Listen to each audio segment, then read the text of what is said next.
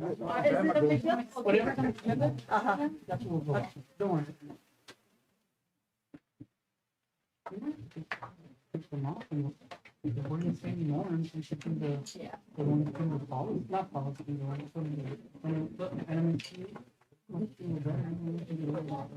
the one we have. These are created by Have the been last. suggested, they've been suggested by our attorneys. Do what?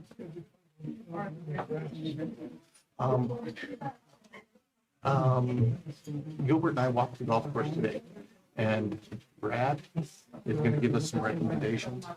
And to me, it looks like it's not getting enough water. So I don't know if the sprinklers aren't covering it. I don't know what time it comes on, but supposedly it's watering morning and night. But to me, it looks like it's not getting water. Okay, so he's going to give a recommendation, because that's what it looks like to me. Didn't notice it. So, yeah.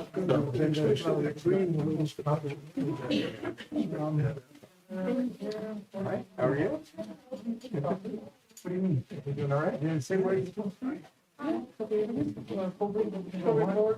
was good in you? Is Oh, yes. Everything. Checks, The one that we banks, used, it works. the one that we So it'll be nice to have, you know, pretty extensive. This one, actually, I received. I received the one that you know, that's funny, but it's not posted correctly. It's not posted correctly. It doesn't follow it. It's a good one.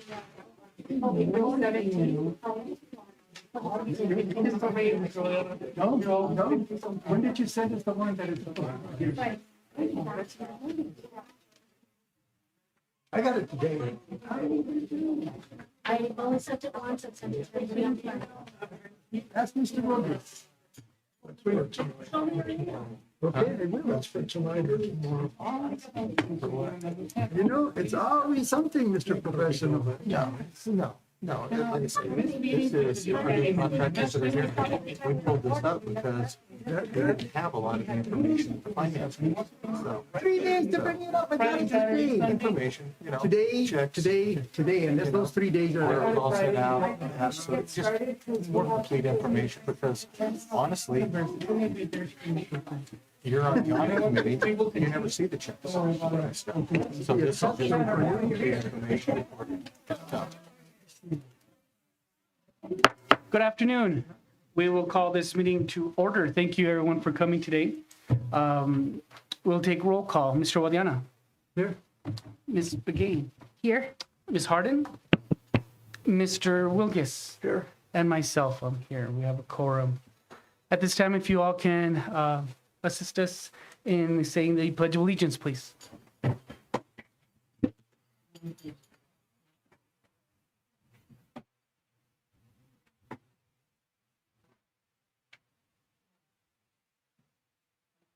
I pledge allegiance to the flag of the United States of America and to the republic for which it stands, one nation, under God, indivisible, with liberty and justice for all. I salute the flag of the state of New Mexico, indivisible, which is one nation. Thank you. At this time, we'll move to number D, Kiwanis Student of the Month. Thank you. We're kind of catching up with some. So we have one for February.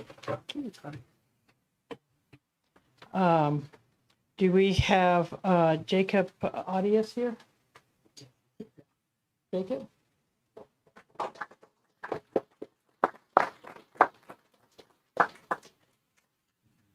Uh-oh. Oh, you had another. Okay. Jacob Audius is a highly deserving student of the month at Cobre High School. He is actively involved in band, mariachi, golf, basketball, cross country, and the National Honor Society. showing an impressive commitment to both academics and extracurricular activities. Jacob consistently demonstrates outstanding character and leadership and a positive attitude in everything he does. He approaches challenges with determination, treats others with respect, and sets a strong example for his peers through his work ethic and integrity. Congratulations, that's a lot. We'll want to take a picture of all the Student of the Months when we get all of them here, so we'll take them with the team. Okay, do we have the March Student of the Month, Michaela Duarte?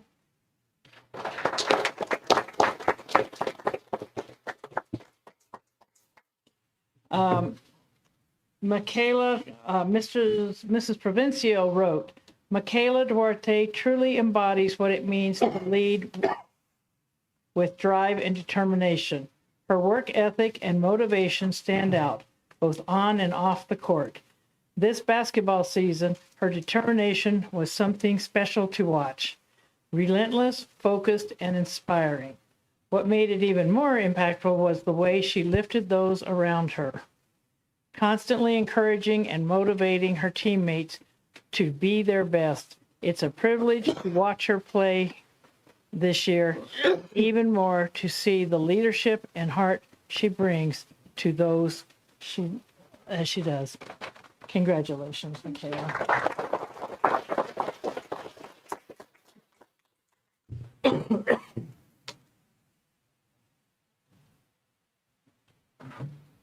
Okay, that's our catch-up ones. Now for April, do we have Mackenzie Gabaldon? Okay. Now, and Ethan Castillo. Well, we'll talk to him anyway.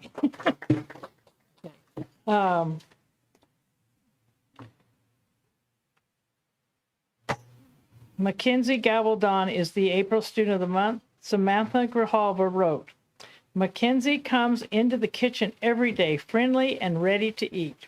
She never fails to say thank you and often gives positive feedback to the kitchen staff that works hard to prepare these meals. It is evident she is very grateful and a great example to follow. Mrs. McGay added, as an all-around student at Snell Middle School, this young lady is a true scholar, athlete, and an absolute joy to have in our community.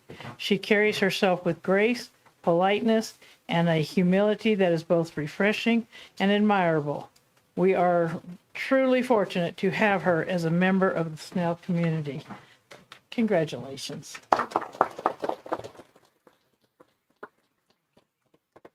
And no Ethan? Okay. We do have May, so we'll go ahead and hold on to them till May. All right, can we have all the Student of the Months for Kiwanis? They did get a bumper sticker, so if the parents want to put that on their cars, and they have a gift certificate to Wendy's. We kind of tried to get somebody over here that we could get gift certificates for, so we gave them just right in silver. But if you could come up and here in front of the board, we can take a picture.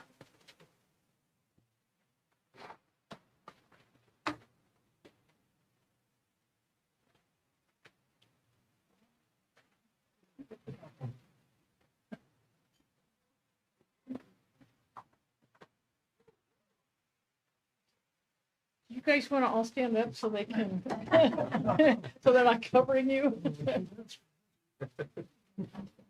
or just sit, well, if you don't, yeah, you're not going to sit, just, yeah. Okay. All right, let me take one for the newspaper.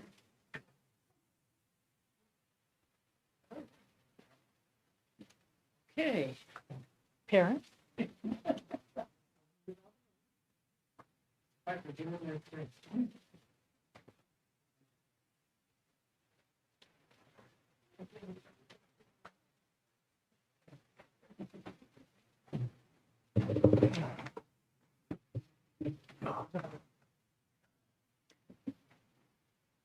That's a workout. That's a workout. All right. Thank you guys so much. Thank you to the board. Thank you. Medicare stopped it. I'm sorry. So I walk every day at the house and I walk All right. here. Okay, so next we'll move on to E. So I want to say it's an honor for us to have everyone here today. Usually, sometimes the seats are empty and we're by ourselves up here. So thank you all for coming. I know it's a little hot, but we'll go with E, recognition of the 2026 Skills USA Advisor of the Year. So at this time, the board is going to recognize an outstanding educator whose dedication goes far beyond the classroom. It is an honor to celebrate Mr. Gary Garcia for being named Skills USA Advisor of the Year. This award reflects not only excellence in teaching, but a deep commitment to student success, leadership development, and real-world career readiness. Through Skills USA, Mr. Gary Garcia has empowered students to grow in confidence, develop technical skills, and represent our school and community with pride. So on behalf of the Cobre School Board and our entire community, we congratulate you on this well-deserved honor and thank you for the lasting impact you have made to students.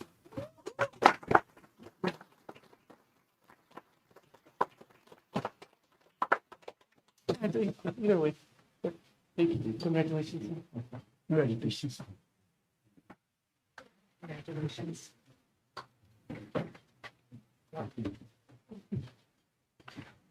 We got to take a picture. We're going to take a picture with everybody. You got to take a picture with our educators as well. You can come back here if you want. Or you don't want to leave any pictures out. I don't know if we're all sitting down. You can sitting down, Miss Charlie.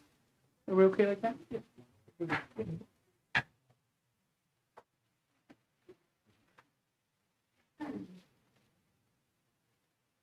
Thank you. Congratulations. Thank you.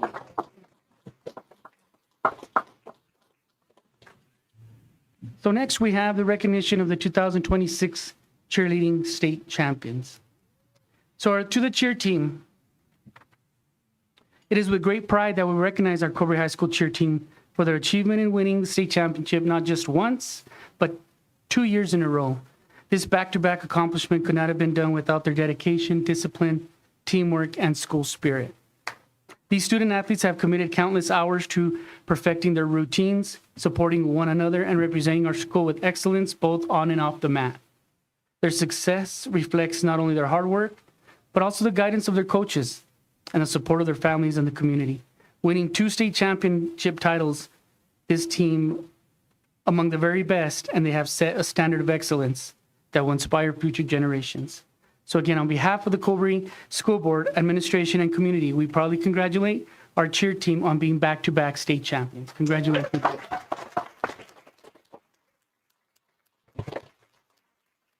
I am going to announce their names individually. We want to show the t-shirt that the school board has got for them. So I just want to go ahead.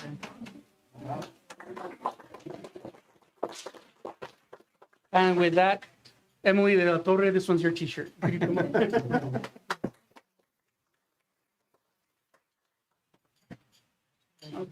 You want them to stay up here in the Yeah, front? they can come Oh, up here come to the back. behind? Okay, Behind. Perfect. Next, we have Jasmine Steele, Alexis Carrillo, Alessandra Jimenez, Esmia Dominguez, Chloe Rodriguez. I forgot. Miss McGee's heading the t-shirts out.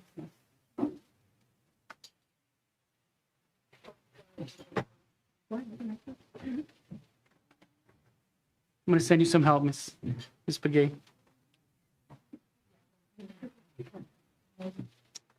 So I said Esmia, Chloe. I mentioned Chloe Rodriguez already? Okay. So Ali Peru, Exiana Alcorta, Alia Cordova,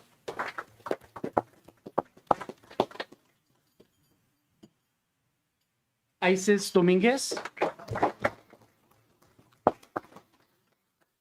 Aliciana Jimenez. Justice Escobar.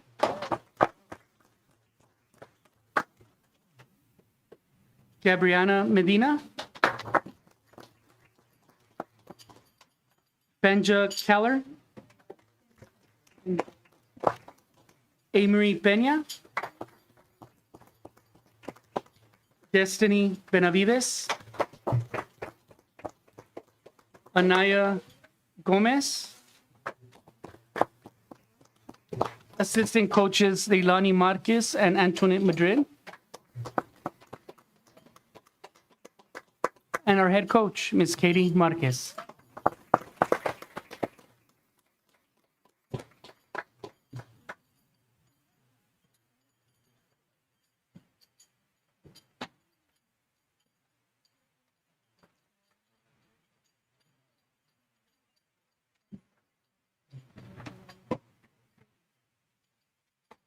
Mr. B, can you guys feel a little bit more?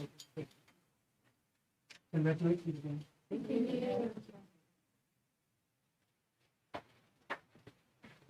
you. It worked out. And I'm the one over here. Okay, Miss Charlene, are we ready? Okay, you guys can step forward if you want. Like too far? No. Or you guys can sit here.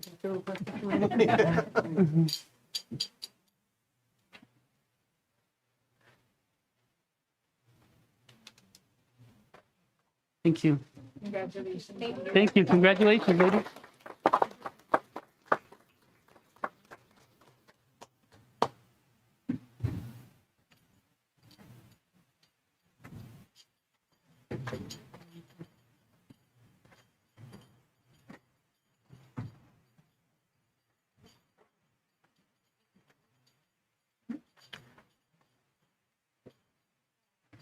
All right. Next, we have our 2026 state powerlifting teams. So at this time, we'd like to take a moment to recognize an outstanding achievement by our powerlifting team. So today, we honor 3-time state champion whose dedication, discipline, and consistency have set the standard of excellence. Earning a state title once is an incredible accomplishment. Doing it 3 times speaks to unmatched commitment and dedication. So at this time, we'd like to recognize Miss Maddie Thayes.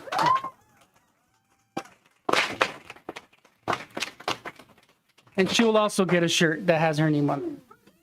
Is that? And then there's this one. Thank you. And then we'll come up in a bit too.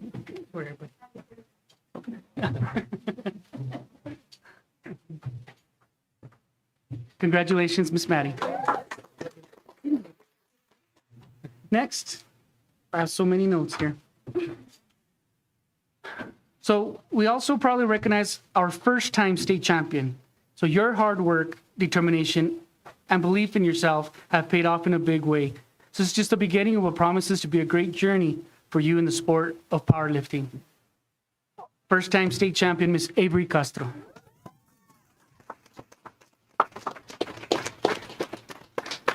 Congratulations. And you too will get a shirt. But your name's spelled wrong, but we know what another one.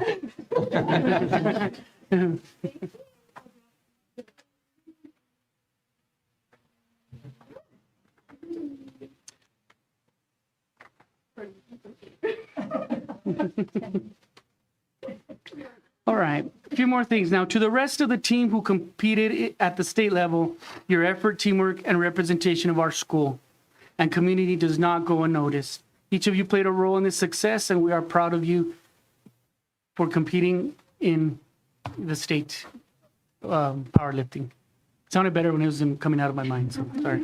So at this time, I'd like to introduce them. So I've introduced Miss Maddie and Miss Avery. Now we have Marilyn Garcia, Bobby Mares, Yesenia Trujillo, Miss Olivia Zuniga, Mr. Adrian Alvarado, and Mr. Adrian took second place in state this year. Mr. A.Z. Castro, Mr. Cameron Tito Ortiz, Mr. John Bearden. And we have our coaches, Mr. Rolf Castro, Ms. Desiree Amador, Mr. Aaron Amador, and head coach Billy Trujillo. Congratulations. Joe. I might have to stand on the table.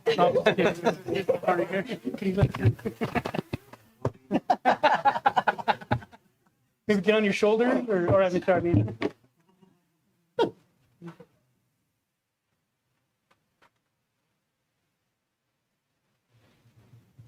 All right. Thank you all, and congratulations to all of you. You can't get me right now. Hey, she saw her woman and took it. Ay, ay,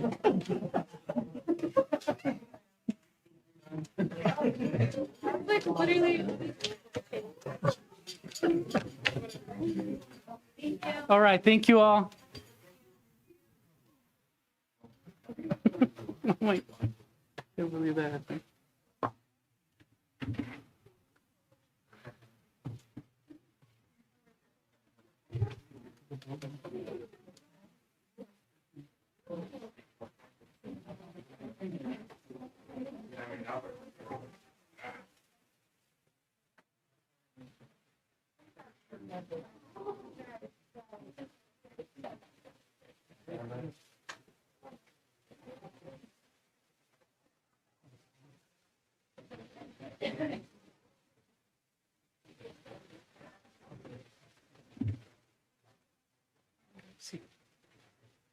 All right. So next we move to number 2, the adoption of the agenda. Mr. President, I move that we adopt the agenda. I have a first. I'll second. All in favor for the agendas, please say aye. Aye. Aye. Motion passes. Number 3, public comment. And there'll be 8 agenda items. Give me a second. So many notes that I have to read. So on public comment, we do have one. The board provides the opportunity to speak on either agenda items or items of concern or both in order to ensure that each individual has an opportunity to address the board. The board provides a speaker up to a total of 5 minutes to speak during one of the designated public input times. The board president will recognize speakers, maintain proper order, and ensure adherence to the time limit of 30 minutes for all public input speakers and a maximum of 5 minutes per speaker. The president may also set a time of less than 5 minutes for individual speakers based upon the number of requests. Questions of fact asked by the public shall, when appropriate, be answered by the president or refer to the superintendent for reply. No action or discussion shall transpire among the board members regarding such questions or comments. Questions requiring investigations shall be referred to the superintendent for later report to the board. Questions or comments on matters that are currently under legal review will not receive a response. Personal attacks on board members, staff, personnel, or other persons in attendance or absent by individuals who address the board are discouraged. Confidential personnel matters regarding district employees should be discussed with the superintendent or the employee's supervisor. We also request that you not discuss students who are not your own child. Presenters are cautioned that statements or representations concerning others that convey or unjustly unfavorable impression may subject the presenter to civil action for defamation. For the safety of yourself and others, signs and placards are not permitted in the boardroom. However, you're invited to express your concerns during public comment, input, or submit your concerns to the board in writing. So at this time, we have one public input that was submitted. Mr. Frank Arias? I just got one. Oh, she's filling it out? Okay. So right now I have one for now, and then as soon as I get hers. Go ahead, Mr. Frank. If you can come up to the podium, please. Thank you, board. Thank you, Mr. Piper, for your time. I appreciate everything, what you guys do for our students, especially for my son. For recognizing, thank you, Mr. Piper, for giving the opportunity to get recognized in front of the board. I greatly appreciate it. I'm also grateful for Mr. Carrillo for stepping in and helping out and giving the band a proper send-off, and the parents who stepped in and provided gift bags, Mr. Burnett, Mr. Guidana, thank you for your time, and I appreciate your support for not just me, but for the parents and for the students. I just want to make a point to make an address that the band sometimes doesn't get the recognition they deserve. The Cobre band has been working together since 2 weeks before school started. And putting in the time and effort, they've supported the football, volleyball, basketball, boys and girls. And they also provide music throughout the community, elementary schools, assemblies, and they will finish off with graduation. These students work really hard and provide countless hours of dedication and sacrifice year round. And I also want to say that they did awesome this Saturday. They performed at Cleveland High School, and I was able to try to give them a little shout out. So in case you're interested, KOET, I spoke to the weather lady, Miss Ramos, and she was able to put the Cobre band on Saturday news on KOET 7 at 8:57. So if you want to get on YouTube and download the KOET news, it does recognize them. The band sometimes does not get the support I believe they deserve. And then I'm not just talking about just recently, but for years.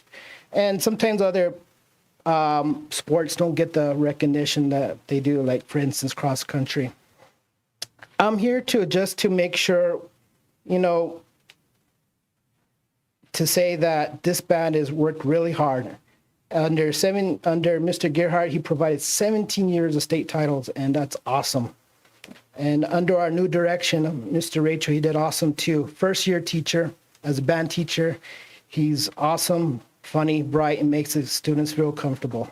And they were able to qualify for state, and they were able to move up to Albuquerque to complete for state. And I think they did awesome. It was very moving, the music, and they almost got third place, and their work should not go unheard or, sorry, a little nervous here. But they did awesome, and I think they need to properly recognized. And it's awesome what they did, from the parent support to the administration. But I think, a mistake was made. I did try to speak to 2 persons, admin, to help to see if we could change the date of prom because of that date falling the day of competition. And, I understand, and I'm not putting blame on anyone. It was a difficult transition when our previous administration left. So I'm just saying that we're not perfect. We all make mistakes. Even myself, I'm not perfect at all. God knows I've made plenty of mistakes in my life. But from looking at this situation, I'm wondering if we can probably make it up to these band kids. A lot of these kids, parents, teachers were disappointed that they missed out on prom, and especially our seniors, 6 seniors who won't have the opportunity. So I'm just trying to learn from our experience and be better next time, not just for band, for other sports too as well. If we can maybe at a later time try to figure out what we can discuss to make it up, but something that we can do special and memorable for these students, because they really deserve all the credit for all their hard work year round.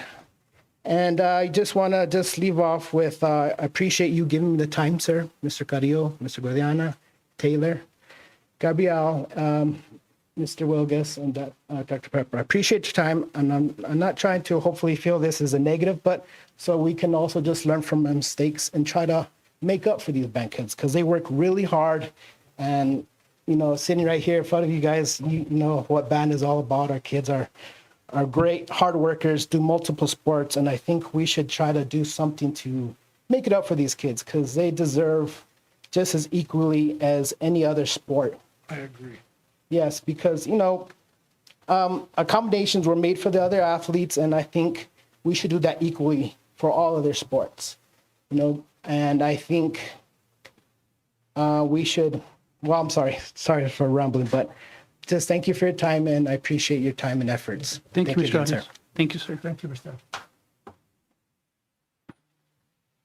Okay, next we have for public input, Ms. Kendra Gonzalez, and is it Darian? Yes. Darian Gonzalez? You all can come up together and speak individually or just one at a time, however you like. Ms. Kendra will We're come. married, so. it doesn't Right. matter. Sorry. The group effort here. I'm also very nervous. I'm not very good at public speaking, so here we That's go. okay. Thank you. So, good evening. I'm speaking to you tonight in my role as both a host parent and a local coordinator for a high school foreign exchange students. I would like to address the current policy regarding the J-1 visa students. First, I would like to speak from my perspective as a host parent. My family is currently hosting an exchange student from Germany, Fenya Keller, who many of you may have already known. She has been an exceptional addition to our school, academically successful, motivated, and actively involved. Her presence is enriched not only our household, but also the broader student body. I would also like to share the situation of prospective students for the upcoming school year. And I'm going to butcher this name because it's Italian. Jonathan Calzari from Italy. Thank you. Jonathan is a long dreamed of participating in an exchange program in the United States, a country he greatly admires. One of his long-term goals is to serve as a U.S. Navy SEAL, which requires earning a high school diploma. Under the policy as it is currently written, we would not be permitted to host him, as it would prevent him from meeting the graduation requirements from his home agency in Italy. Our family has already established communication with Jonathan, and we have begun building the meaningful connection that such is an important part of an exchange experience. It is difficult to consider this opportunity for both him and our community may not be possible under the proposed policy. In the provided booklet, you will find emails between former principal, Mr. Grob, assistant superintendent, Miss, and I'm going to butcher it, Charvera. Sorry. From Cobre Schools, Diana Brown from CIEE, which stands for Council on International Educational Exchange, and Karen Baker Jepson from Educational Data Consulting, stating that a student on a J-1 visa can graduate with a diploma so long as they meet the requirements for NMPED. And any requirements the district may have, an exchange student should have the same opportunity to graduate as a student that would be transferring from another school, so long as they meet the credit requirements per NMPED and any of the districts may have. Thank you for your time, and I will now turn it over to my husband. Thank you. Thank you. One thing I'll say, I'm not a good public speaker. So I'm probably gonna stumble on my words, so just an FYI. No worries. Don't- So, good evening, members of the board. My name is Darren Gonzalez, and a full statement is actually included in the pamphlet that's given to you guys because time limit, I might not be able to make it.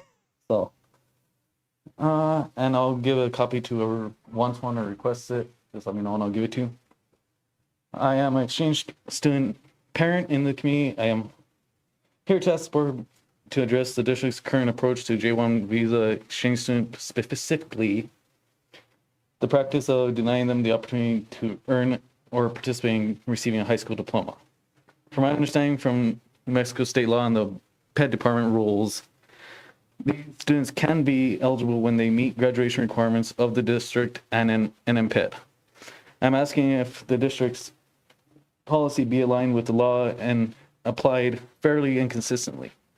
I also want to raise the concern about fairness. Transfer students are often able to earn diplomas based on credits and requirements completed across different schools. If it is difficult to understand why an exchange student who's attending classes here, meeting expectations and contributing to our schools would be treated differently solely because they did not complete all of their education in the district or here in the States. If the district believes there is a legal or regulatory reason for different treatment, I respectfully request that it be provided clearly in writing with the specific citations. Equally concerning is lack of communication. As a host parent, I have asked for information and guidance for months and have not received timely answers. Being told late in the process that we don't have a policy is not acceptable, especially when exchange students have attended the school previously, not just with Fenya, but prior to me being here. Families and students need clear expectations early so they can plan appropriately.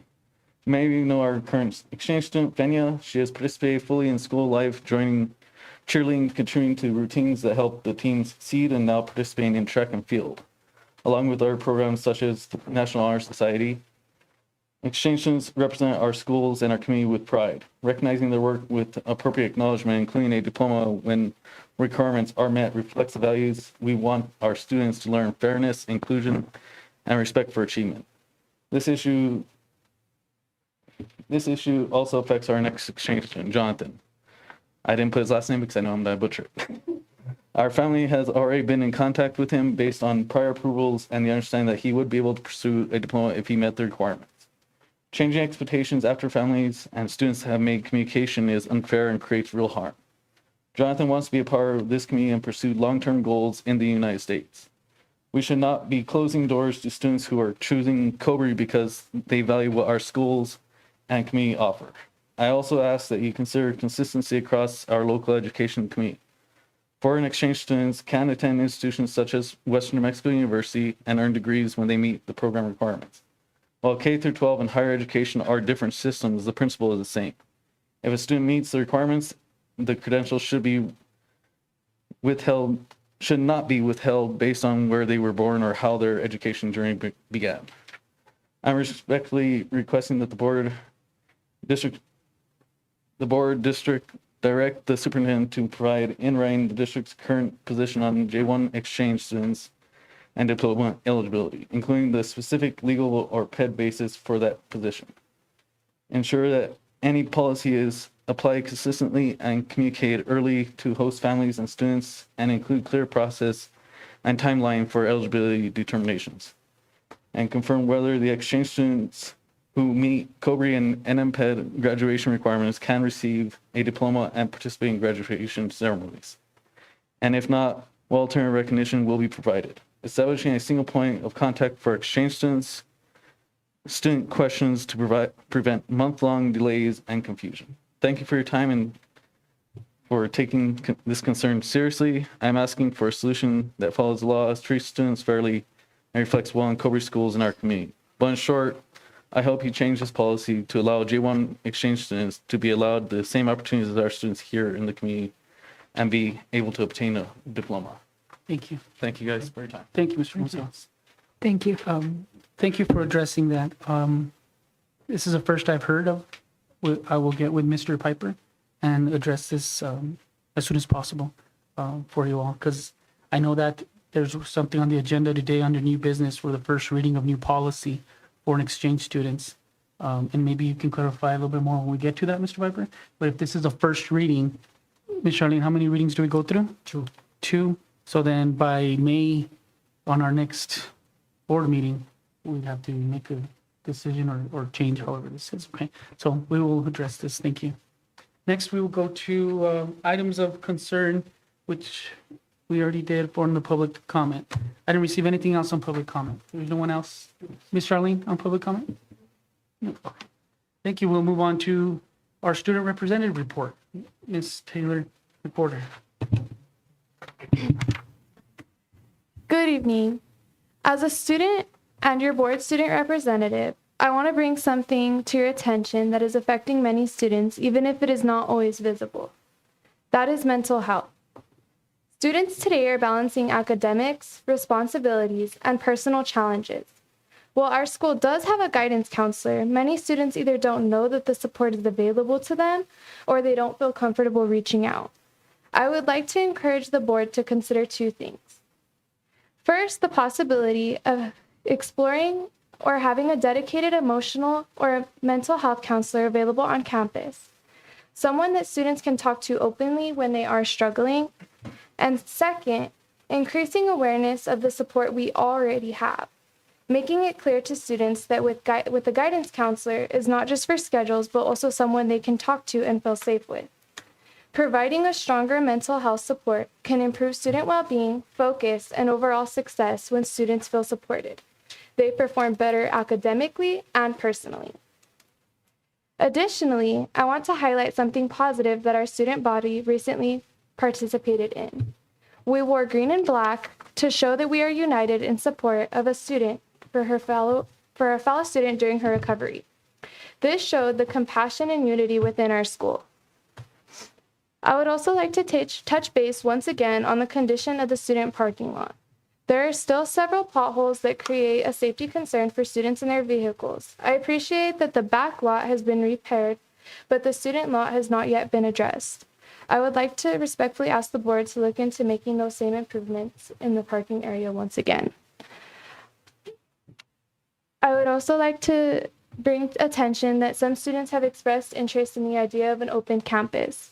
I understand that this is a complex topic and involves safety and policy considerations, but I wanted to bring it to the board's attention as something that students are talking about, and it may be worth exploring and gathering more input from students to better understand their perspectives. The Skills USA team did not place at state competition this year. However, they demonstrated strong work ethic, dedication, and professionalism throughout the experience. As their president, I consider them all winners for their effort and commitment they showed. Additionally, our advisor was honored as Advisor of the Year, which reflects the strength of our program. In National History Day, Claire Biebel and Delilah Romo placed first and will be advancing to the national level. Mateo Salcido as well, as he placed second. Our prom, A Night in Dubai, was held this past Friday and was a memorable event for students. With graduation approaching, seniors are preparing for their next milestone. They have successfully completed the final drafts of their capstone despite a shortened timeline, and we are also proud that we have several students that will be graduating from Western New Mexico University on May 8th. Thank you.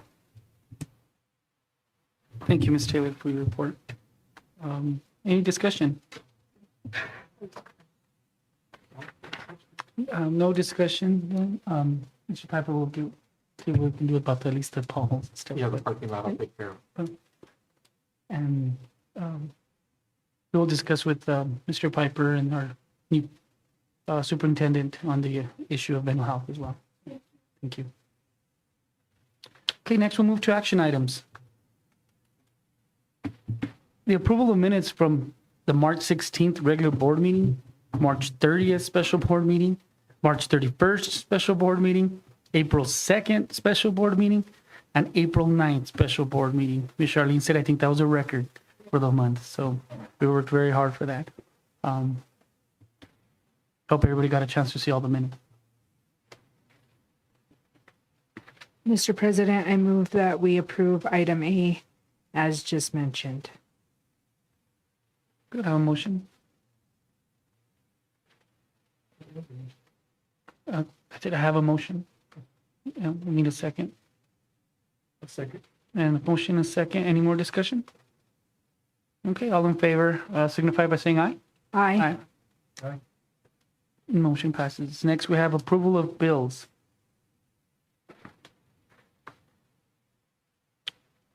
That was provided in our packet here. So.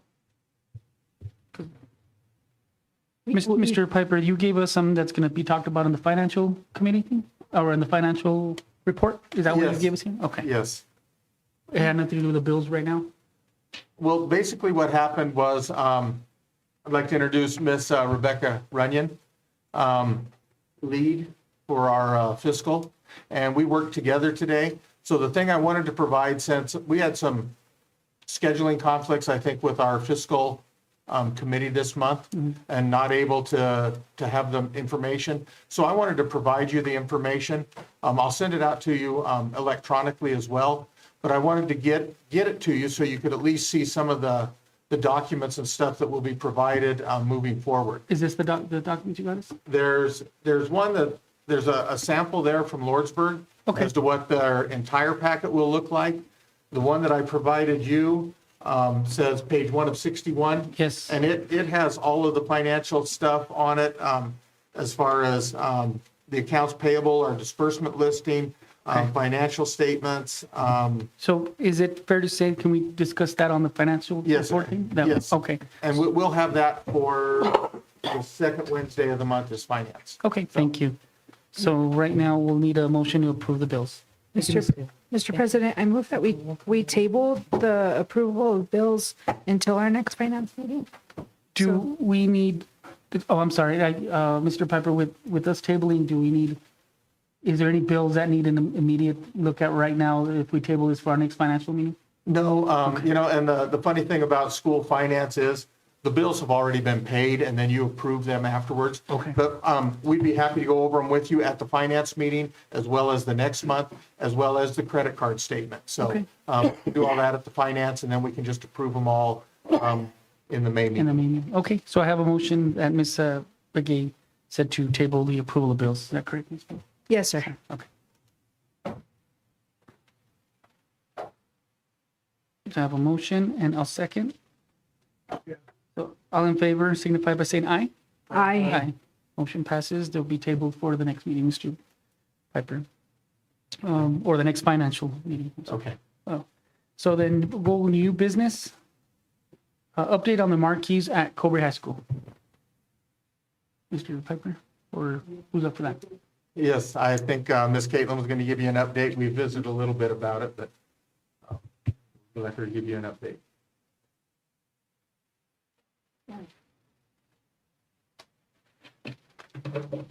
The marquee at the high school is a headache, primarily because the sign company that we bought them from is based out of Florida. Meaning, if I ask them for support, they're like, you can check this, you can check that, and then they hang up on me. I've asked them saying, we need a technician out here to look at that sign. We have replaced all of the power supplies in it. I know it isn't an issue with the software sending messages to the sign. It is an issue with something in the sign itself. I do not have the experience or the know-how to work on that. I mean, they can send me a new board and I can slap it in, but that doesn't guarantee it's going to work. Plus, that's about $1,500 to $2,000 just on its own.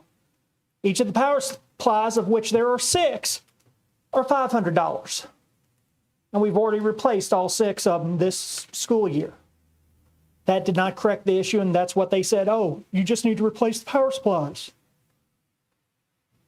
I cannot get the support that we need from a company that is based in Florida that I call or email, and they finally get back to me a day or two later.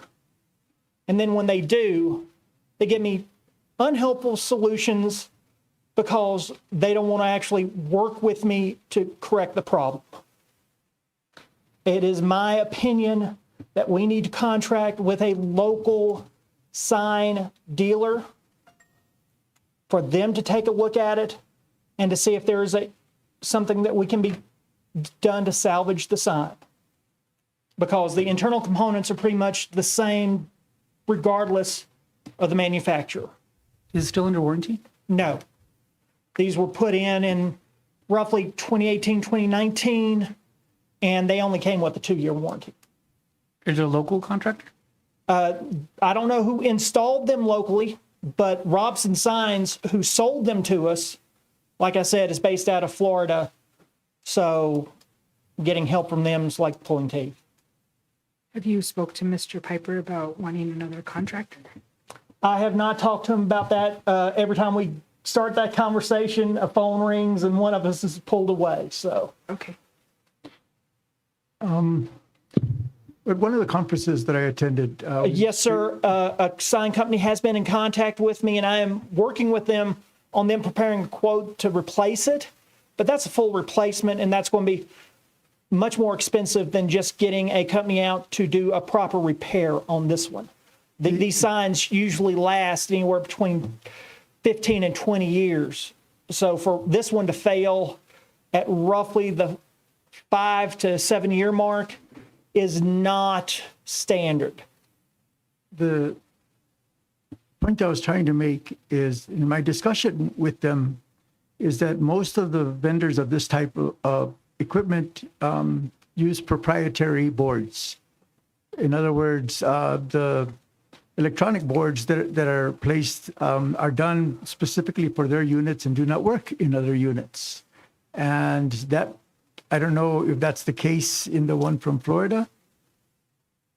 Either way, if I can get a technician who knows what they're doing to troubleshoot the internals of the sign, even if we have to go back to Robson for parts, I know what parts we're looking for, and I'm not playing guessing games and spending thousands of dollars that we don't have trying to get it to work. Like I said, I've already replaced 6 power supplies in this sign this school year at $500 pop. But yet you're saying that it would be good to continue down this path to work with that company to. No, I'm saying getting a sign professional, someone who works on LED signs professionally, to come in and to troubleshoot and to give me a correct answer instead of me telling Robson what is wrong with the sign and they say, oh, let's try this, and them hunting and pecking until they've replaced all the parts inside the sign at a cost of several $1,000s to us, is a better route. Because we only have to replace the one part that the professional says, this is the problem. So what is being proposed right now to us? Right now, I'm asking for permission to go out to find a local sign company, either out of Las Cruces or Deming or, heaven forbid, Albuquerque, to come in and to physically look at the sign and to give us a correct diagnosis on what is wrong. So I'm not playing games, replacing parts just because the people on the other end of the phone are saying, oh, that's the problem. Thank you, Ms. Caitlin. I think that this is going to be an issue that you're going to be looking at and hopefully getting to the bottom of it, but something that you, Mr. Piper, are going to have to discuss and then come present to us whatever quotes and whatever we need to do to move on and purchase. Yes. I thank you for the update, but maybe working with Mr. Piper here soon and see what's And we going can on. look at, quotes for repair, bringing somebody in. We can also look at quotes for new. SB 9 money, I believe, can be utilized for this. We have, the technology bond didn't apply because it's not educational equipment. That was my question also. And she said, well, no, but SB 9. Okay. So, This kind of sounds like a problem, or so you guys can figure this out solution. I don't think it rises to the level of Our intervention. our no, I at the think this board was an level. item that Ms. Harden wanted on the discussion. We'll look into it and we'll give you guys an update on what's going on and where we are. Right, and since Ms. Harden isn't here, I'll call and give her an update directly. Since she was the one who asked for this item. I think you need to just Yeah. stick with Mr. Piper and then Okay. we'll move forward from there. Okay. Thank you. Next, we'll have the first reading of the new policy J0850, foreign exchange students, J1 visa. Mr. Piper. Okay, we spent about 2 hours on this in a meeting last week, looking at a variety of policies across the state. And honestly, we found only 2 districts in the state that provide a diploma according to policy. One was Ruidoso. We called them, visited with the superintendent. She contacted her counselors at the high school. They haven't even had a foreign exchange student for 7, 8 years. And they didn't even know, what the process would be. Part of our discussion, I've got a soft heart. I'm like, let's give them a diploma. But federal law, correct me if I'm wrong, Ms. Zoya's looked it up, and according to some federal regulations and stuff, the J1 visa, there's 2 types of visa.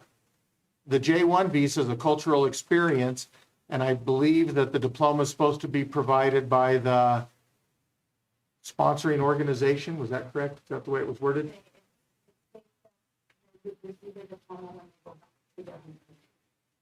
Okay. And my daughter was an exchange student, went to Brazil, spent a year in Brazil, and when she came back, she got her diploma.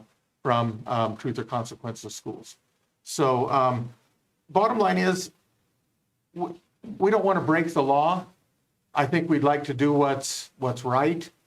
And the document's about 100 pages long, and it doesn't really, from what we've seen, state what the penalty is. We aren't sure who oversees something like this as well, which makes it sort of difficult. Have you been in communication with PED to get their guidance? Ms. Zoya? And I just wanted to offer something too. Could we do an honorary diploma? Sure. Yeah.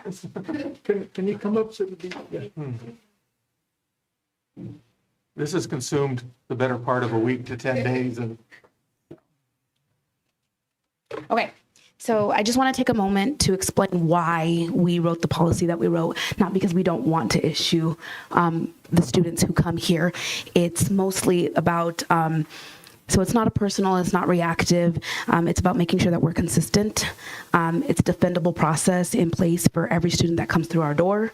When we talk about a J1 exchange student, we're talking about a program that is designed for cultural exchange, like just being able to immerse themselves, not earning a U.S. high school diploma. The current organization that we're working with is Council on International Exchange, Educational Exchange. And they're very clear that the graduation is not a guarantee and that students are expected to complete their high school schooling in their home country. On top of that, we've looked at transcript. We have to look at transcript validations. The student that is currently here has a foreign exchange transcript, which in the state of New Mexico, in order to validate a student who is currently in our schooling, has to have the same whatever every New Mexico student has to in order to graduate, which when we look at transcripts, they do not match up in order to receive the diploma. Most students who come in on a J1 visa are only here for 1 semester to 2 semesters long, which then doesn't give them enough time to validate all the requirements that New Mexico has. So New Mexico requires them to take U.S. history, to take New Mexico history. They have to have 4 math. So when we're looking at a J1 versus an F1 is here longer than a year in order to receive credits for a high school diploma. And so that's why this is written for a J1 student who is here just on a cultural experience. And we don't have a policy for this? No, we've looked, the closest thing that we found in our handbook was not foreign exchange students, it's students who are like on DACA. I read on this till about 4:30 this morning. And it says that most schools give a certificate of completion, but there can be a diploma given. Yes. It didn't explain how or what you had to do.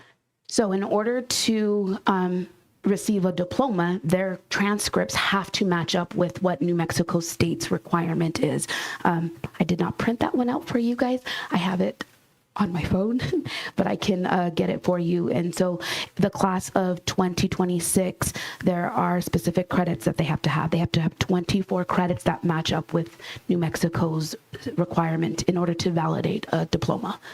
And so when we look at, yes, if everything matched up and diploma-wise, then yes, we could potentially offer that student a diploma.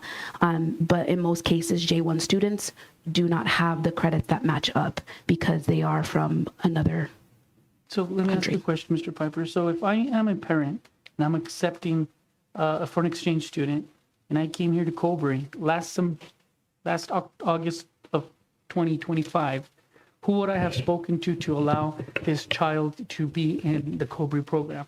Who would I have spoken to? I would have said the counselor at the high school. And then would I have been explained as a parent everything that was being explained right now? Probably not. I don't think the question of a diploma came up. So I pulled the CEI or CIEE's exchange policies because I was unclear about what exact. I'm willing to help you guys figure this out. But one of the things it does specifically state in their like in their FAQ is that it is up to the school district one to allow or not allow a student to have a graduation diploma. Again, if credits match up, a diploma can be issued. If they don't have the credits to match up, then a diploma can't be issued. We would be more than happy and willing to give a diploma of completion. She still gets to participate in the graduation process. It's just receiving a United States diploma is something completely different, which most students on an F1 visa can issue those, which goes to. We understand that with our current student, our current student, we understand that she probably will not get a diploma, certificate of completion. She came into that knowing that. She had the sibling rivalry, well, my brother can get it, why can't I? And they have. So we understand that with Miss Danielle, she will not be getting the other diploma. She's accepted that, we've told her that. We're more concerned about our future student, Jonathan, who is required that he gets. And you just said this is not for the J1 So that's not a J1 visa. We haven't even began to look at F1. F1 requires a lot of laws that we're still having to look into.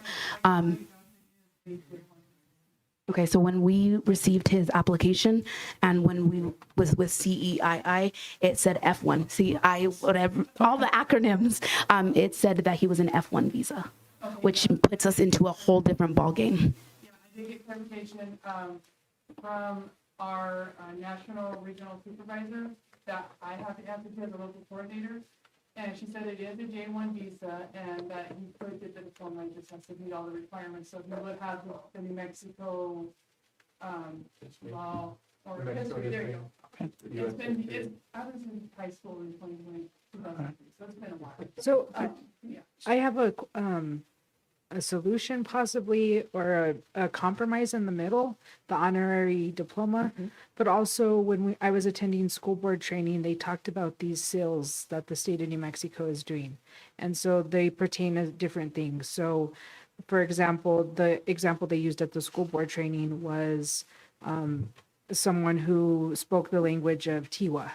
And so they got a special seal on their diploma that said they met all the requirements, or they were a bilingual learner and they met all the requirements. Maybe a seal could be created that foreign exchange students met their criteria. Yeah, and that's something that I believe we put in there, is that they would still get the opportunity to do the graduation and to receive basically an honorary one, but coming from the state of, when we certify their certificate, it wouldn't be a physical New Mexico graduate diploma. It has to be an actual diploma, it can be honorary. Okay. So and that's why we're here to look at this policy. Yeah. Okay. Certain amount of money to get a actual diploma, not just a honorary. Understood. So in the case of this student, could the school that he or she, I don't want to get into, well, I know, but We're not allowed to disclose. we're not allowed to disclose names of students. We have to protect their information under FERPA. And so if the student, could they get the diploma from their home country? Could it be So mailed over if they've met the requirements? So they have That's something that we can definitely look into. The last thing that I heard because I received the packet and I looked through it, and then we sent it over to our people to kind of take a look to see whether or not this is something that we can do. We're finding out other information, like we have to have a certain like a membership almost in order to receive students who are on the visa. When we received it as an F1 application, not as a J1. When we CEVS, I believe it is, we have to report to them when it's a student who is receiving a diploma, which is a completely different ballgame, and we haven't looked into that one. So wouldn't it be better with this policy to address both of them? Or you This is want- for a J1. I know, but yeah, wouldn't it be better to handle them both at the same time? Because we're going to have one that addresses one type of visa, but then what happens if we get a student with under another visa? But they have different requirements, right? So we would have to. It would have to be a Yeah, different, I completely see what you different mean. policy. Okay. So this one is just, that's why I wrote it very specifically as a J1 policy and So- instead of an F1. I hate to put you on the spot, or you too, Mr. Piper, but maybe by next board meeting, which gives us a month, would you have some information on the F1? Yeah, so here's the bottom, this is the difference. Just, okay. So if you'd have the information on the F1, that way maybe the parents and the coordinators can look at the difference between the J1 that we're discussing today and then the F1 that we can put in place starting Absolutely. next month. And the law is, it interprets in everything that we've looked at. It kind of said one thing here, one thing here, one thing here. But the one thing that was clear is that there are different types of visas that students can apply for. One is a tuition visa where, like they said, the student who would be coming next year pays to receive that diploma, which puts us in a different. Understood. Also, in the pamphlet that we provided you guys, is the cover page is actually the law that our. I was seeing that. We use for, our students, because we have your own point. Right. Okay. That's the law that he found, and that's the law that most that our agency uses. 98, 99%. Understood. Okay, so with all this information, especially this policy, I want to make you all aware and of course the board and Mr. Piper that we still have to probably pass this through our legal team, to our legal counsel. So I was unaware of this. I would have tried and done that before this meeting. So I think that this will give us some time for next month, the J1, and if you all want to work on F1, if we can get that to me, or if you can run it by our legal counsel, so that we can have everything pretty much ready for next meeting. But I am going to give the information to the board as far as right now, that I'm not sure we can make a decision on this, on this policy. We're going to have several budget meetings, so it's not like, it's not going to be 7 or 8 or 9 meetings a month, but there probably will be more than one a month, I would anticipate, with budget stuff coming on. And so, we'll get this done as quickly as possible, visit with them, and go from there. Just to clarify, the Yes, reason why we did write an F1 policy is because we don't have the credentials to accept F1 students. We would have to just get credentials in order to accept. But you just stated previously that you accepted paperwork of this particular. No. Like, we received his paperwork. So this was before we ever got, so once we said yes, we would be willing to accept. Then we went through the full entire process and then see that you guys don't have the credentials for it. Okay. So that's. Understood. Well, I understand we're going to be having more foreign students, so. We're You excited need to about get it. it straightened out We now. are excited about that. And he wants to try football, and he's never, ever, ever in the whole world played football, so. Well, I think I'm with Ms. Zoya there. We're excited. I mean, I don't know the student, but yeah. If this student can't meet this requirement and get like a diploma, we Right. can't host them, and you have to tell them, I'm sorry, we can't host you. We don't have a host family anymore, Understood. which would break our hearts. Also, it seems that he is actually talking to us, not only through text, but calling. Yeah, video call and everything. So Okay. we actually have printed bond, he's say, come here and actually see this something. Yeah. And see this area. to join the military, that's why we need to. Diploma. Understood. He wants to be a US Navy SEAL. So is this then going towards meeting the criteria for the F1 visa is something that we're trying to attain? We can look at that as well and see what the process is to do that. But it's some money involved in doing that. And I don't know is that a yearly fee? And it is how much, When we looked at it, it ranged from 8,000 to 10,000. So right now, the parents are stating that he meets the J1. if I'm mistaken, right? So if that's the case, I mean, you still want to look into F1 policy at least, but we won't have an F1 student yet.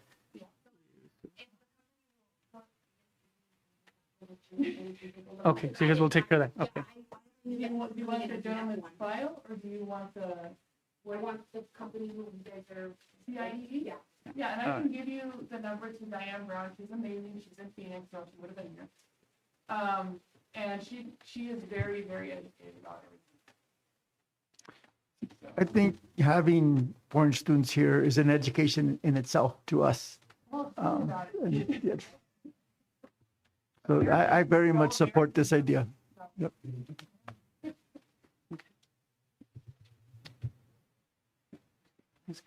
So we're going to approve the first reading? This is a, That's the problem with dealing So- with the government. We need to approve this as the first reading, and it's not an approval. It's just saying that we have gone through the first reading. It's available to the public. And then we'll announce that they can provide comment before the second reading. And that second reading, we can actually approve or change that before the approval. we can't approve right now because it was not under action items. And we understand. This was that purely we're a just- discussion item. And we're. Oh, okay. CIE You should have is put it as more than willing action. to help you guys with anything you need. Okay. All right, well, thank you for all that information, and we'll take that, we'll move forward with this. So next next item on the agenda is the recognition of model schools. Or is that Mr. Pepper? That's Mr. Piper, but can I go first? Okay. Thank you. Thank you, thank you. Thank you. So Mr. Piper's going to announce the schools. I also wanted to acknowledge the structured literacy coaches at each of the elementary schools. Miss Ogas, I believe, acknowledged in her weekly memo, but these coaches helped them through the process and gave helping them getting to that model school designation. So I just wanted to shout them out. I know one of them lives in Deming, so and I had told Mr. Carrillo that they probably couldn't attend, but I just wanted to do that. So Chrissy Souders is the structured literacy coach out at San Lorenzo Elementary. We have Miss Deborah V. Alba. She's the structured literacy coach out at Bayard Elementary. And then we have Mrs. Lorena Palomares Borque, who supports Central Elementary and Hurley Elementary. And Hurley Elementary, this is their second year as a model school designation. Go ahead, Mr. Piper. Yes, I mean, it's exciting to bring news like this out. So basically, there's some financial gains for this as well. Model schools, if they're not the model school, the schools were receiving $25,000 a year. As a model school, they will now receive $50,000 a year, which can help pay for an interventionist, those type of things. So, having that extra funds is great. As you did mention, Hurley Elementary, this is their second year as a model school. And so to add to that, Central Elementary, Bayard Elementary, and San Lorenzo Elementary are also now designated as model schools. And I mean, this is a designation. They had to reach this. It wasn't just awarded to them. There were only 6 schools in the state that were moved up to the model status. One of them was out of Albuquerque. I think one was out of San Juan. One was Reserve Elementary, and then R3 here in the Cobre District, which really goes to show the commitment and stuff. The structured literacy, and Ms. Begay, you know better than I, this has probably been going on as far as the literacy piece has been going on for what, 6-7 years, whether it was Reads to Lead. It's just been going on for a long time. Yes, sir. And the New Mexico legislature passed a bill this last session that will also give structured literacy coaches, but it's to the lowest performing in the school, and that will go into effect next year. Yes. But I'm happy that they're going to get more funding. I'm hope that they're able to buy some more structured literacy curriculum, maybe some U-Fly manuals for teachers, things that they want to address. And with our discipline literacy, does that sound right?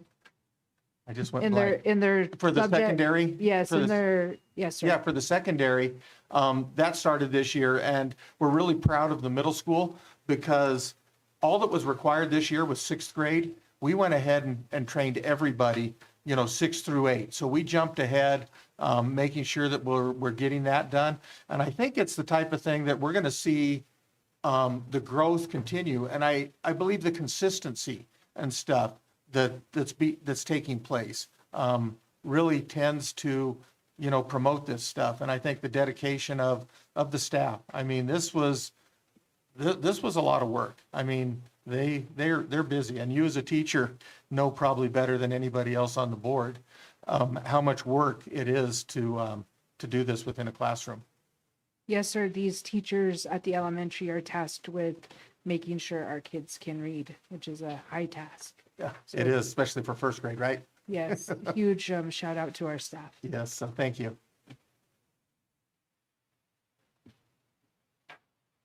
Okay, so next we have our finance committee report. We did not meet, but I think we're scheduled to meet or have a meeting on Friday. I received a Microsoft Teams meeting invitation. So if that has changed, then No, that's correct. We're going to go ahead and meet on Friday. And Ms. Rebecca Runyon will join us to be able to go over some of that stuff. And just like I said, just get started, introduction there. Mr. Escueta wasn't able to be at the meeting, so I think this will be a good time to make up what we missed this month. And then we will meet again the second Wednesday of the month of May. okay. Thank you. Next we have the audit committee report. Didn't have a meeting. Okay. That's problematic.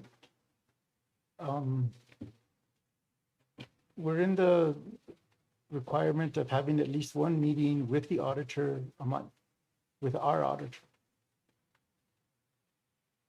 Because anytime you're in the process of working on an audit that's to be submitted to the state, that requirement goes into place, and it's in statute.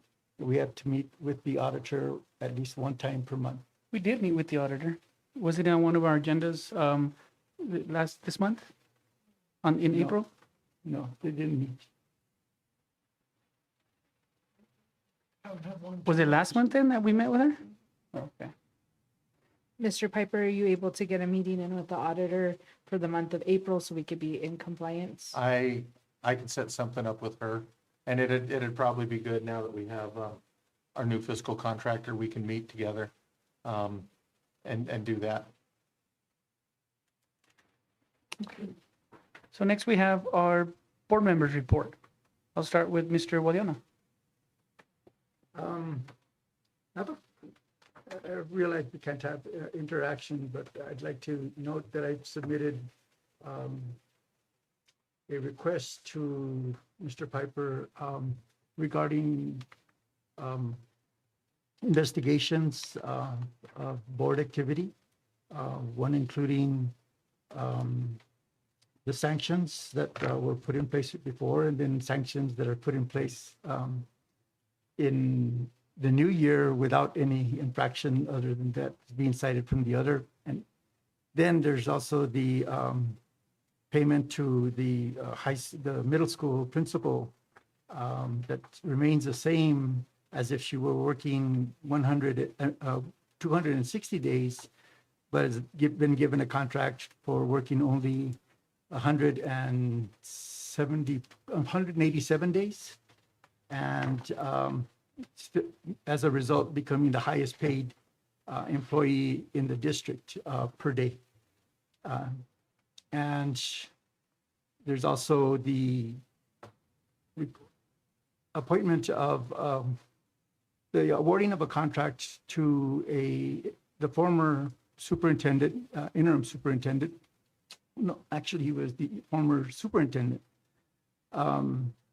As part of the requirement for the new interim superintendent to come and do, and this was a requirement that was imposed by the board that I believe exceeds the board's authority in usurping the superintendent's discretion on hiring and firing. there were a number of issues related to violation of Open Meetings Act as well. And I would hope that they would be on the agenda for the next meeting. Otherwise, there'll be another course of action that would take place. But I really hope that we can get this looked at within our organization and participation in-house, and it be addressed. So that's all I have at the time. That's your board report. Ms. Begay. Thank you, Mr. Carrillo. Again, I wanted to acknowledge the model schools, the elementary schools. I also wanted to wish all the secretaries in the district Administrative Professionals Day is on Wednesday.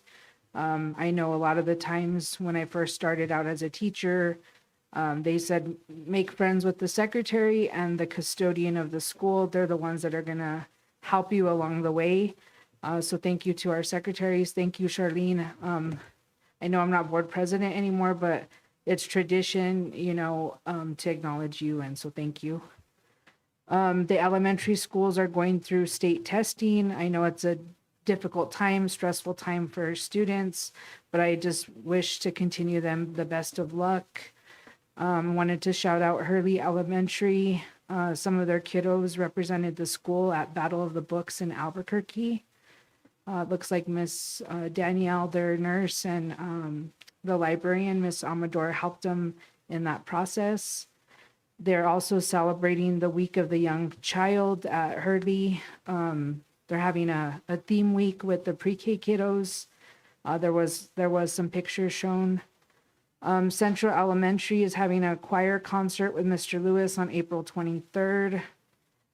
Bayard Elementary, I saw some photos from the last agenda that Miss Tao shared with us, but the muffins with moms and donuts with dads, and it was very, it wasn't just designated to moms and dads, but mom figures and dad figures in their kids' lives.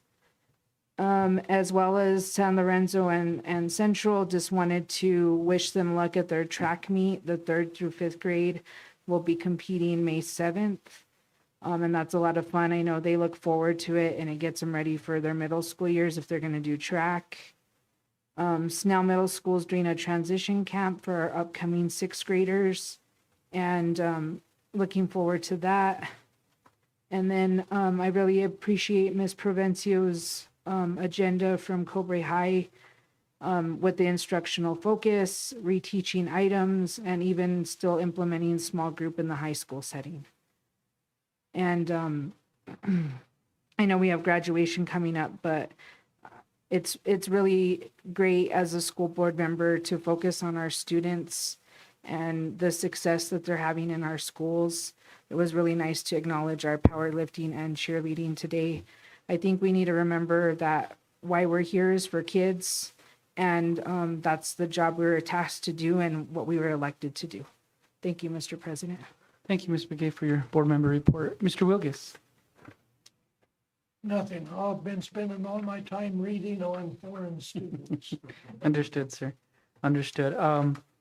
I just have a few things. I want to let everyone know that if they didn't follow us through this month, this was a busy month for us. We worked very hard on picking a superintendent, which will start June 15th.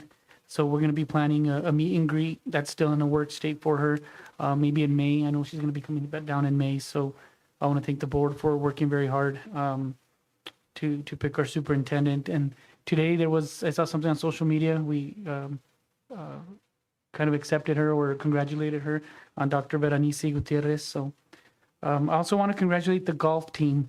I saw that they took first place in the Cliff Invite tournament. So congratulations to them. And our Cobre High School band, of course, for making state. I believe that anytime that any sports or organizations of our school makes it to a state level, it is just an accomplishment within itself. They got to go through district and then make the state. So congratulations to them as well. So with that being said, I don't have anything else to report. So we'll move on to Mr. Piper, your superintendent's report, sir. All right, thank you. Several things.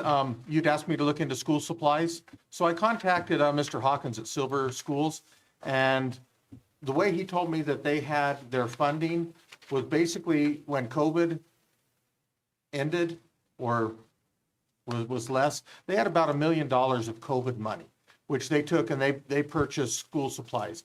And they do a box type of thing. And I guess it's the essentials within the box, but the teachers are instructed, hey, you know what? We're going to supply what you need. And that's the way they've done it. We can look at something like that. The boxes that we've done for Summerfest, I think are similar, but it's probably not as grade specific. Would that be maybe correct? Because I think what they did in Silver was they looked at first grade and said, you know, first graders need XXX, and we're going to provide that within this box.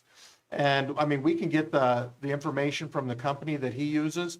I believe he told me that he thought it would cost about $300,000 a year for the entire district.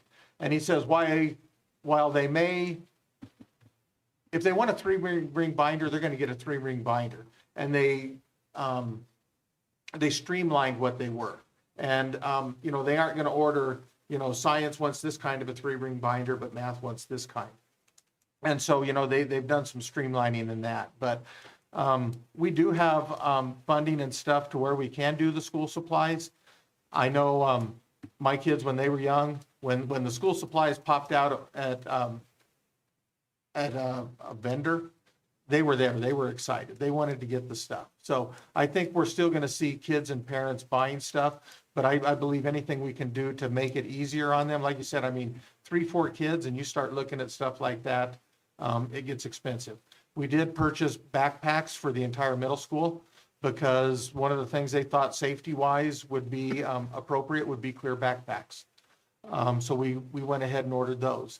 We do have plenty of backpacks for all the other kids with Summerfest, but, and I believe in Silver, and correct me if I'm wrong, I think the parents buy the backpacks and the water bottles, but everything else is provided by the district, correct? That's correct.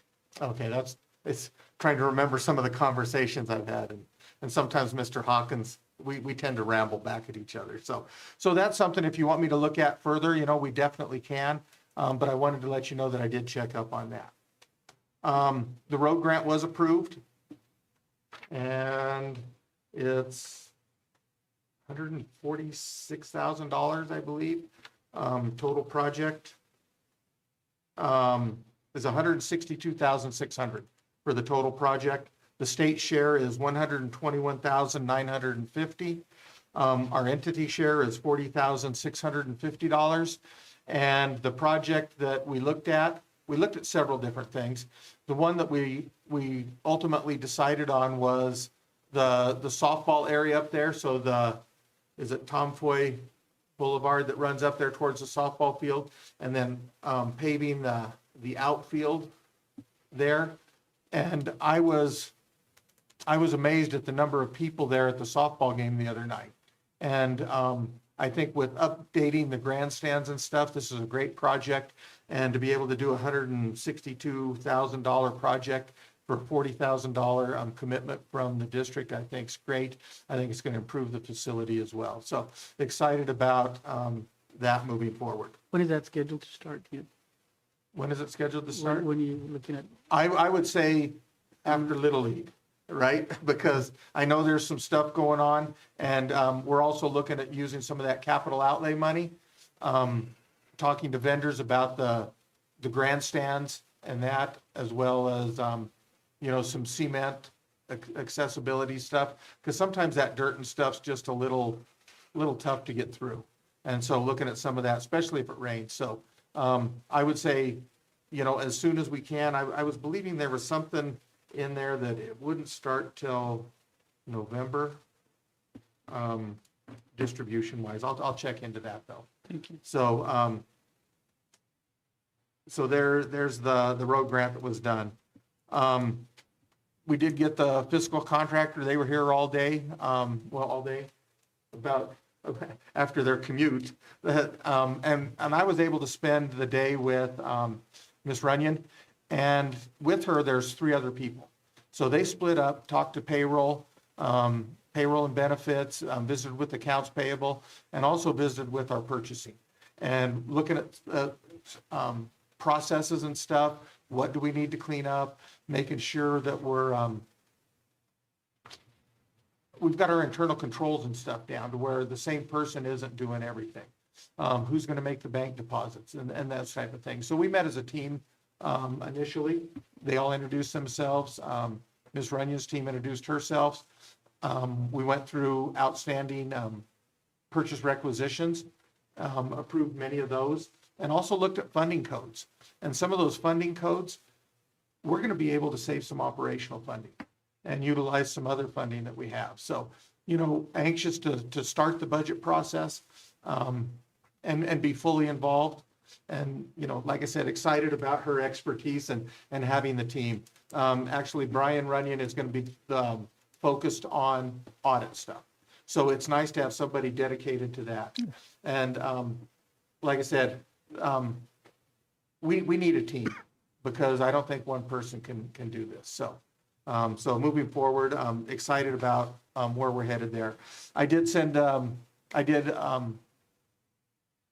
make a phone call to Dr. Gutierrez to reach out, congratulate her, and tell you, hey, call me if you need something.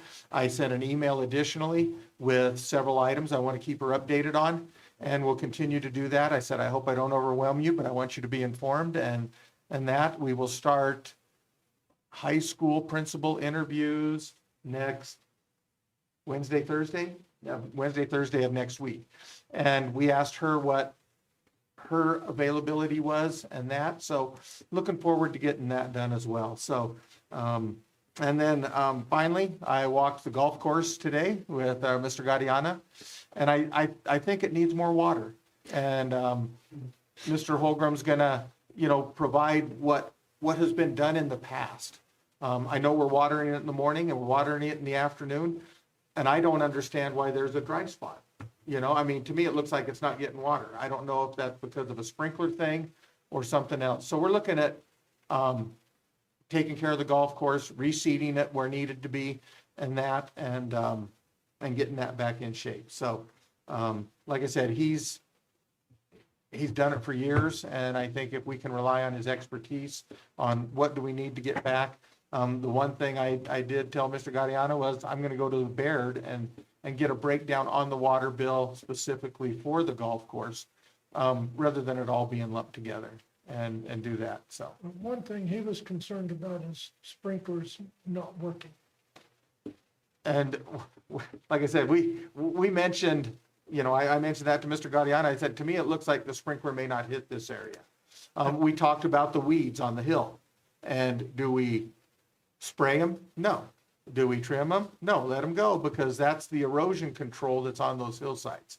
So, we need to, I think sometimes somebody says and tells the maintenance, hey, you need to go trim those weeds, and they don't realize the value that they have, or they go and spray the weeds. And if they spray the weeds and then the weed killer ends up coming down into the grass and stuff. So, those are things that we're just looking at and trying to make sure we do what's best for the golf course. And I mean, the golf team right now, Mr. Gadiana's son plays first, I believe, at the Cliff Invitational, as well as the team. So, we've got a team together of numerous kids. I've been out there where there's 12 or 15, and I'm excited to see that.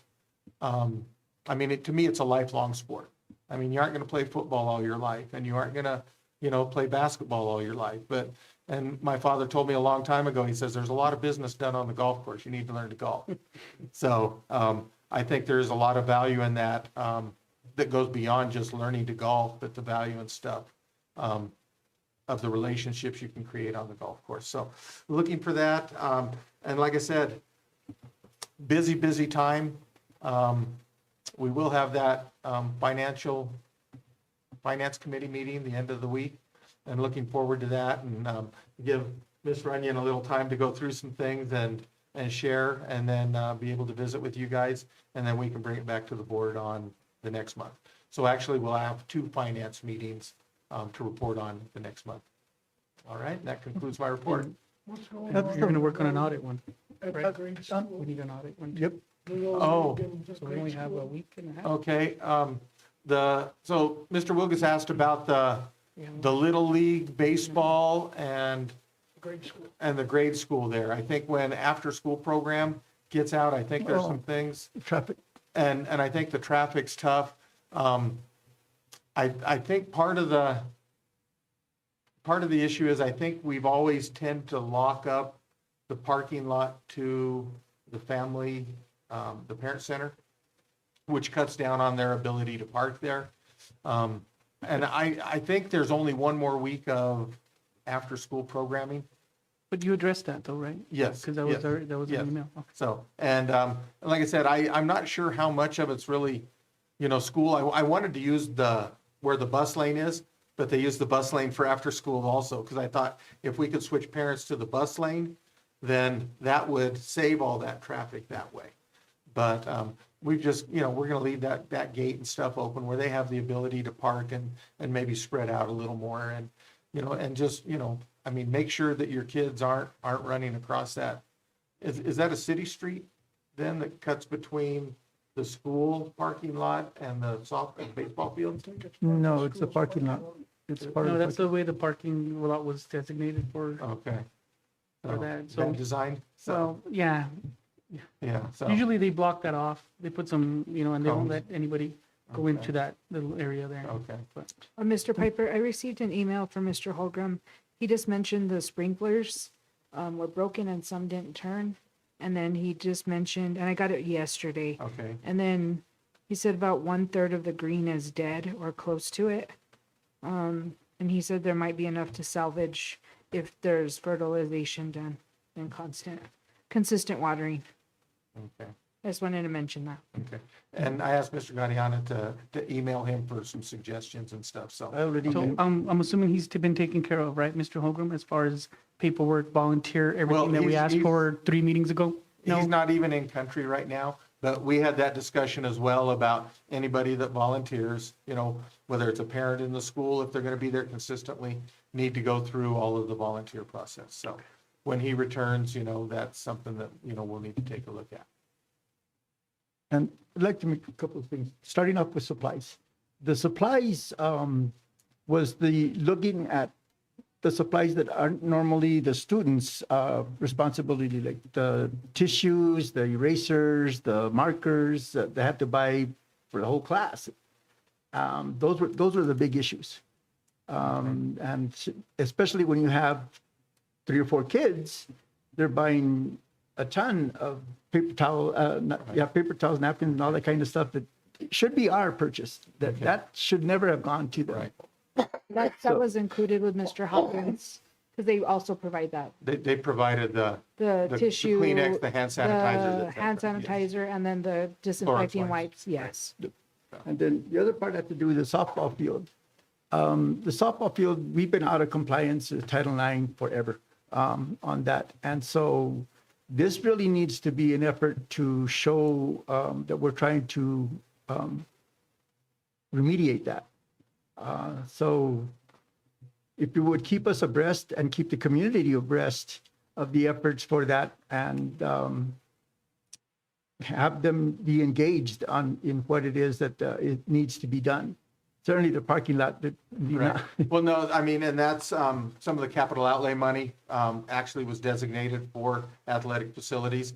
And the bleachers, I've got 2 different individuals that are CES certified, approved for the RFP, to where we don't have to do our own RFP. So we can use them, and I want them to provide a rendition that we can then provide the public. Once we've selected one, hey, can you send us a mock-up of what it's going to look like? And we're looking at about 170, 175 seats plus the press box and that, and hopefully have some money left over for maybe other updates at other athletic facilities. Right. So, hope we spend it there because, like I said, we're so far behind in that area. But the other thing too is that the field, the area where the bleachers are, there's a big safety risk there because that's right up against the hill and there's kids always climbing up and down that and nothing but rock to fall on. Right. And we've talked about retaining walls and stuff additionally for support there. And that's just one of the things that's hard. I mean, it doesn't seem to matter where it is. I was at the Tier C softball game the other day. There's kids running up and down those hills. And foul balls. I mean, I would witness, kids almost get hit by foul balls that are back there. And it'd be nice if they'd stay with their parents and be where they need to be. It would be nice if we have a field that they could actually, that resembles that we have for the boys, where the foul balls are caught by the nets and they don't come out from there except for they're going down the first baseline or the third baseline. Okay. So we need to raise that to the level of the accommodation that is made for the boys' field. Okay. The last thing is in budget submission, we're due May 20th? May 5th, May 5th? initially, but I have been in sorry. contact with the budget analyst and they are willing to possibly move that back. But May 5th was initial budget stuff. And we're going to be busy working budget. Tomorrow morning, we're starting, Ms. Runyon and myself, and looking at the staffing. There are a couple that are going to need to be increased due to level of licensure. Ms. Ramirez has been sending letters out about, do you intend to return? And that's going to all of our certified staff to where we know who's coming back, who's not coming back, where they're going to be placed on a salary schedule. And then we can get her our total staffing to where she can start working on that stuff. So, so we'll have that. And like I said, I'm excited, excited to be involved. It's tough. I definitely want to involve Dr. Gutierrez because inheriting a budget is sort of limiting at times, I think. And I think this will be, there's already a lot more flexibility in what we've been able to do and where we've been able to pull money from and where we can save money. And like I said, I'm excited about that. I think, just in preliminary discussions today, we probably saved $50,000 operational, and we haven't even got into stuff. So I'm excited and looking forward to some reports in the future that share some of the savings and stuff. So One last question on the baseball field. Is the fiscal agent doing the financial clearances for? Yes, she has to approve all the requests for reimbursements. Priscilla Like Lucero. Priscilla Lucero, yes. So yeah, she approves all the RFRs. Mr. Piper, I just have a question. We still on your updated reports in the golf course. The information we received a few months ago, has that been taken care of? I know you've been busy, but as far as the equipment for the golf course, the inventory for the golf course, do they have everything that they need? And there at one time a talk of the building not even being ours on our property of a golf course. Has any of that been yet? Yeah, we've done the inventory stuff. I don't know what's available fertilizer wise, and if there's something there.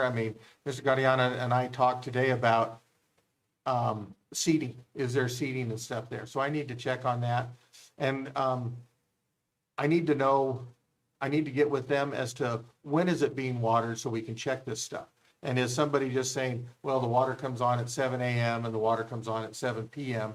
And are they there to check to make sure that all the sprinklers are working and they're all hitting every area? Because, to me, it looks like there's areas that aren't getting any water.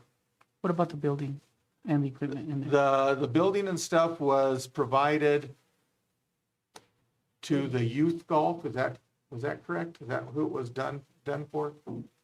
It used something.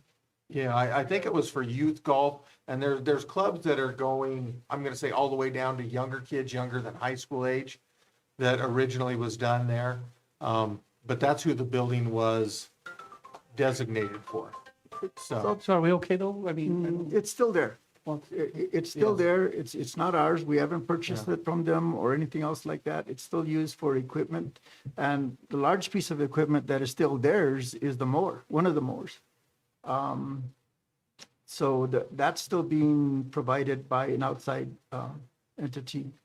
now was that for like the Little League golf? Or was it an individual's, No, that was for the high school golf. for the high school Yeah, golf? that was intended to be that way. That was intended Okay. to be specifically for that field when they began it 15 years ago. But I think to Mr. Carrillo's point, we kind of need to get stuff in writing about what belongs to who and what belongs there and what's not ours and things of that nature. So Okay. there's no confusion. Okay. well, and That's then my a line item, recommendation. but I don't think there was a Yeah, line item. there's for- never for the been a golf line course, item. so Yeah, and I don't know if maybe there's, that's something that I you don't know can if there's a nonprofit for that Little League golf organization or not, and I mean, so I'm not sure. Well, we might have to just work with them and see if, So, I'm just going for the aspect of liability reasons. Okay, Okay. it's not our building. There's a mower there that's doesn't belong to ours. Again, I Okay, don't want to keep repeating, but we don't do that with a softball or baseball field. We don't let an outside people come in and Okay. fix all that. So I just kind of want to get that. I mean, I'm all for it. I just wanted them to have the right equipment. If they need a line item, if they need more stuff, and then inventory our stuff and give back, or unless they're going to donate it or we need to purchase it or from them. purchase it, yeah. However, I think it's just, we fall into the responsibility of all that. so So I guess my question is, who do you purchase it from? If there's not a nonprofit, if there's not an individual that owns it, There is an individual that owns it. Brad owns the mower, or it was for, he bought it for the high school? He owns the mower. and the building, The building, they bought the building as well. Mr. Holbrook bought the building too. The They, buil- they the building was raised donated. donations. They raised donations to get that building. It was donated to, the money was donated to Willie and Brad to have a building. But they don't have a nonprofit. Okay, So it's just, that's where there's just a lot of confusion as exactly. to, I mean, if somebody donated stuff like that for purchase of a lawnmower for use at the high school golf park, I don't know that we should write a check to an individual to purchase it. I mean, But we shouldn't be letting the individuals use it then on our property for liability reasons either then. okay, That's all I'm getting at is however we work this out, I just kind of want to work it out pretty soon. I'll take you on a tour by the golf park on our way to the, And imagine at one time looking very, very nice because it's not there. But the other part too is that the equipment that's there, everything that's been done is still there pretty much like it was way back when. And we do need to go on the part and agree with making it a line item and fully supported by either fully supported by Cobre staff or contracted out or negotiate with Bayard about the maintenance. okay. All righty. Pepper, thank you Thank you guys. for Appreciate everything it. that you've done and plus all these other. I'll tell you what, my doctor's appointment Friday, my blood pressure was 130/80. I said, what do you think? She said, Good. I don't know why it's that low. So that's a good thing. You guys have made my life, very easy and the job, and I've really enjoyed it. Looking forward to the transition with Dr. Gutierrez and see, I mean, there's great things coming. And I've said that all along. So great staff here in the office. Excited about that, and we're going to just continue until we're done. So, and like I said, I'm available anytime. Thank you, sir. Next. Sorry, go ahead. No, go ahead. I was just gonna say I moved to adjourn. Go ahead. Well, a motion to adjourn Second. and a second adjourned.